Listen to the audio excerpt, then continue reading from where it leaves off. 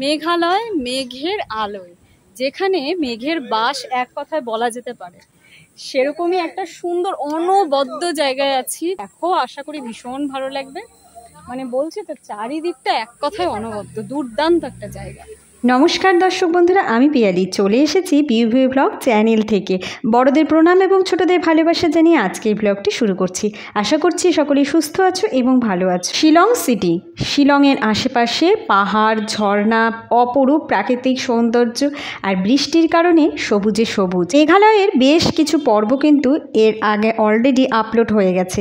যারা নতুন দর্শক বন্ধু তাদের একটিবার অনুরোধ করব প্রত্যেকটি পর্ব দেখার। আশা করি ভীষণ ভালো লাগবে। আজকে আমাদের গন্তব্য মেঘালয়ের সেভেন সিস্টার, একটি দুর্দান্ত ওয়াটারফলস। মেঘালয়ে বেশিরভাগ সব জায়গাতেই বিভিন্ন রকমের ওয়াটারফলস রয়েছে, তবে এটা হলো তার মধ্যে একটি বিশেষ অন্যতম ওয়াটারফলস। ঝকঝকে তকতকে রোদ, তবে ক্ষণিকের মধ্যেই ঢেকে যাচ্ছে মেঘে। এমনই রোদ এবং মেঘের খেলা চলছে এই মেঘলা দিনে।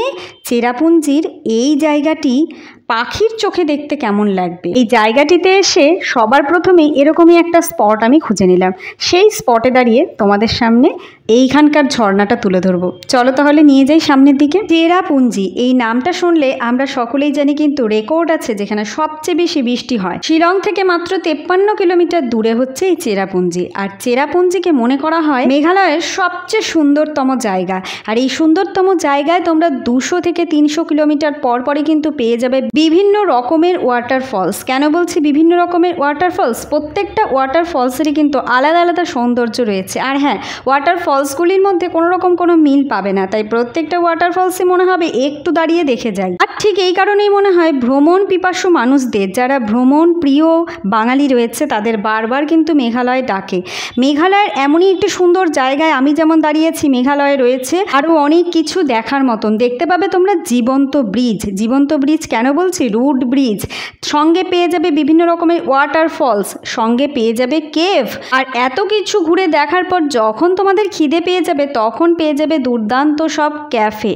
এরকমই সুন্দর একটা জায়গা কিন্তু এক্সপ্লোর করার জন্য তোমাদের অবশ্যই আসতে হবে মেঘালয়। সবে তো তোমাদের একটা সাইড ঘুরে দেখিয়েছি, এখনও তো অনেক জায়গা থেকে দেখানো বাকি আছে। পুরোটা ঘুরে দেখবো, তবে তার আগে নতুন দর্শক বন্ধুদের কাছে ছোট্ট একটা রিকোয়েস্ট। যদি তোমরা ইউটিউব চ্যানেল থেকে দেখে থাকো, তাহলে অবশ্যই চ্যানেলটিকে সাবস্ক্রাইব করে পাশে থাকা বেল বাটনটি প্রেস করে ভিডিওগুলিকে লাইক কমেন্ট শেয়ার করে আমার সঙ্গে থেকো। আর যদি পেজ থেকে দেখে থাকো, একইভাবে পেজকে ফলো করে ভিডিওগুলিকে লাইক কমেন্ট শেয়ার করে আমার সঙ্গে থাকার ছোট্ট একটি অনুরোধ রইল। এতক্ষণ তোমাদের যা দেখিয়েছি সেটা তো কিছুই না, আমি এখন তোমাদের ধীরে ধীরে নিয়ে যাচ্ছি আসল ভিউ পয়েন্টের সামনে। আর সেখান থেকেই দেখাবো সেভেন সিস্টার ওয়াটারফলস। শুধু একবার দেখো কত সুন্দর এই জায়গাটা, একদম পাহাড়ের ওপরে ওপরে মেঘ। তো এই হলো তোমাদের আলটিমেটলি দেখাচ্ছি সেভেন সিস্টার ওয়াটারফলস। তবে এখানে বলে রাখাই ভালো, এটা কিন্তু বর্ষাকালে আসলে সবচেয়ে বেশি ভালো লাগে। এত ফোর্সে জল পড়ে যে পুরো নিচটা কিন্তু ধোয়ার মতন হয়ে যায়। আর এখন দেখো খুব একটা দেখা যাচ্ছে না, আমি তবুও জুম করে তোমাদের দেখানোর চেষ্টা করব যে ছোট ছোট ধারাগুলো আমরা দেখতে পাচ্ছি। এখানে কিন্তু অনেকগুলো ধারা একসাথে বয়ে যাচ্ছে। জানি এইভাবে দেখালে তোমরা বুঝতে পারবে না, আমি জুম করে অবশ্যই সেটা দেখাবো। অনেকগুলো ধারা বয়ে যাচ্ছে এবং এর ওপরেই কিন্তু রয়েছে ইকো পার্ক। সব কিছু মিলিয়ে মিশিয়ে চারিপাশটা মানে কি বলবো, এক কথায় দুর্দান্ত। বর্ষাকালে আসলে এই ধারাগুলোই তোমরা এতটাই স্পষ্ট দেখতে পাবে। একসাথে অনেকগুলো ধারা যখন ওই রকম উঁচু জায়গা থেকে পড়ে, তখন সেটা কতটা ভয়ঙ্কর সুন্দর হতে পারে সেটা আশা করি তোমাদের বোঝাতে পারছি। তবে এখানে আরও একটা গুরুত্বপূর্ণ কথা বলে রাখি, পুরো জলরাশিটা যখন এই যে নিচে এসে এখানটায় পড়ে না, তখন যদি চারিপাশটা পুরো ক্লিয়ার হয়ে যায়, ধরো মেঘ সেরকম হয়তো অতটা থাকলো না, কিন্তু বর্ষার সময় ধরো সেই জলরাশি একসাথে যখন পড়ছে, এই যে এরকম একটা জায়গায় এসে মিলিত হচ্ছে, তখন কিন্তু তার সৌন্দর্য অনেকটাই বেড়ে যায়। তাই চেষ্টা করতে হবে আকাশটা ক্লিয়ার আছে এরকম সময় বর্ষাকালে এসে এই জায়গাটা একটিবার দেখার। শুধু মনে হবে জাস্ট অসাধারণ অসাধারণ। আর এই যে সেভেন সিস্টার ওয়াটারফলস, মানে এই যে 7খানা বন রয়েছে, নর্থ ইস্টে যে 7খানা স্টেট রয়েছে, প্রত্যেকটি স্টেটকে কিন্তু এক একটি ধারা রিপ্রেজেন্ট করে। আর এই সেভেন সিস্টার ওয়াটারফলসের ওই ভিউ পয়েন্টে দাঁড়িয়ে হাতের ডান দিকে তাকালে কিন্তু তোমরা দেখতে পাবে বাংলাদেশ এরিয়া, মানে বাংলাদেশের যে সিলেট এরিয়া সেইগুলো কিন্তু পরিষ্কার দেখা যায়। এখন চলে এসেছি এখানে একটি দোকানে, এখানে কিন্তু তোমরা শপিং করতে পারবে। আর তুলনামূলকভাবে অন্যান্য জায়গার থেকে এখানে দেখলাম দামটা একটু কম।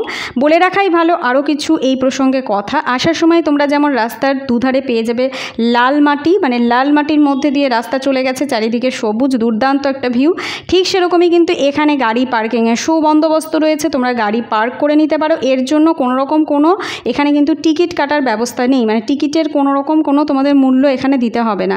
এটা রাস্তার ওপরে একটা ভিউ পয়েন্ট, অবশ্যই গাড়ি রেখে পুরো জায়গাটা তোমরা সুন্দর করে ঘুরে দেখে এখানে কিছু কেনাকাটা করে অনেকটা সময় এখানে কাটিয়ে তোমরা চা কফি মোমো এই সমস্ত খেয়ে কিন্তু বেশ খানিকটা সময় এখান থেকে কাটিয়ে যেতেই পারো। আর এখন চলে এসেছি আরও উঁচুতে, এটা একটা ভিউ পয়েন্ট, এখান থেকেও কিন্তু সেভেন সিস্টারকে আরও সুন্দর দেখা যায়। তো চেষ্টা করছি চারিদিক থেকে তোমাদের সামনে তুলে ধরার।